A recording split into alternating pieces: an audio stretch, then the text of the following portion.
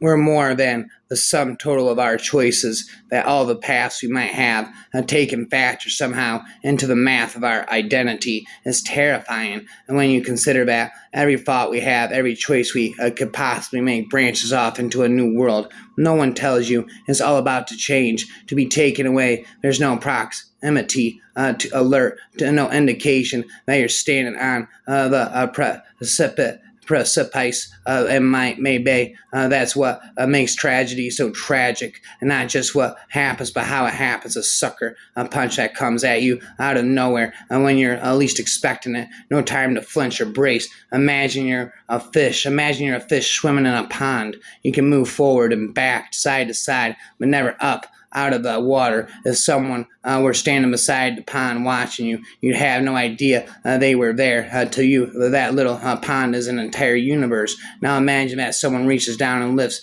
you out of the pond. You see that what you thought was the entire world is only a small pool. You see other ponds, trees, the skies above. You realize you're a part of a much larger and more mysterious reality than you had ever dreamed of. If you strip away all the trappings of personality and lifestyle, what are core components that make me? And we all live day to day completely oblivious to the fact that we're a part of a much larger and stranger reality than we can possibly imagine. And we're all just wandering through the tundra of our existence, assigning a value to worthlessness, when all that we love and hate, all we believe and fight for and kill for and die for, is as meaningless as images projected into plexiglass.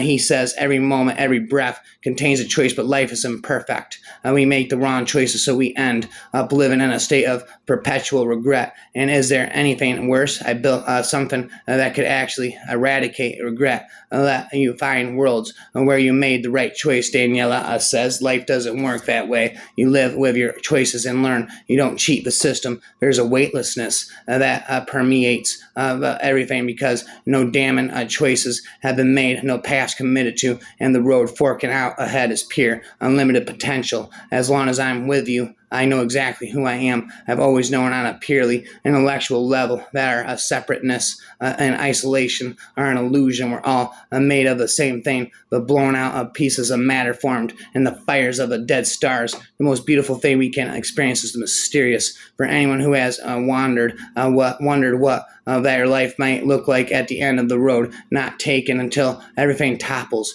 We have no idea what we actually have, how precariously and perfectly all hangs together. The box isn't all that different from life if you go in with fear. Fear is what you'll find when you speak something. You focus your full attention on it. It's almost impossible to speak one thing while thinking about another. The act of putting it on paper keeps your thoughts and intentions aligned. It is possible to outthink yourself. It is possible to outthink yourself. If there are infinite worlds, how do I find the one that is uniquely, specifically mine? The older I get, the less I understand. I can't help thinking that we're more than the sum total of our choices, that all the past we might have taken factor somehow into the math of our identity. There's something horribly lonely about a place that's almost home. I've seen so many versions of you, with me, without me, artist, teacher, graphic designer, but it's all in the end just life. We see it macro, like one big story, but when you're in it, it's all just day to day, right?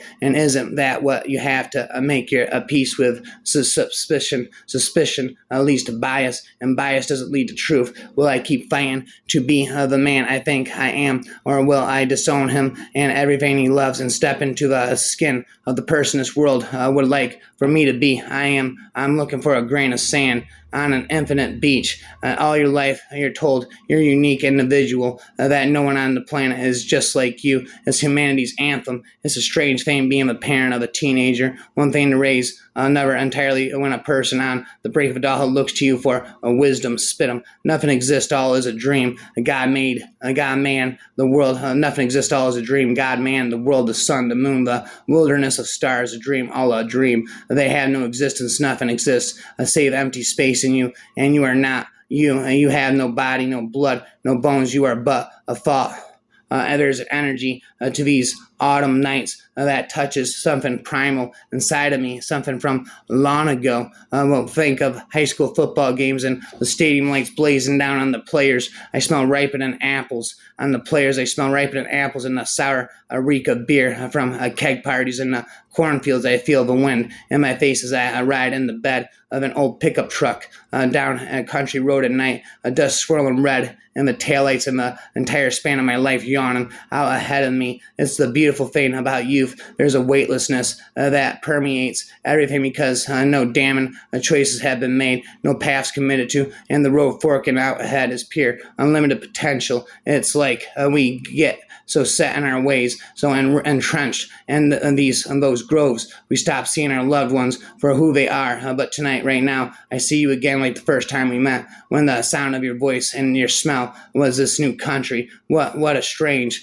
thing to consider, imagining a world into being with nothing but words, intention, and desire. We're all just wandering through a tundra of our existence, assigning value to worthlessness, when all that we love and hate, all we believe and fight for and kill for and die for, is as meaningless as images projected onto plexiglass. It's a troubling paradox. I have total control, but only to the extent I have control over myself. What is a miracle? It is to have people to come home to every day, to be loved, to be expected. I thought I appreciated every moment, but sitting here in the cold, I know I took it all for granted, and how could I not until everything topples? We have no idea what we actually have, how precariously, and perfectly it all hangs together, and we're not lost. We're not lost. We are so fucking lost, literally adrift in the nothing space between universes. You killed your ambition, didn't you? It died of natural causes of neglect. I am not allowed to think I'm crazy. I'm not allowed to solve this problem, spin them. Problems, I got them.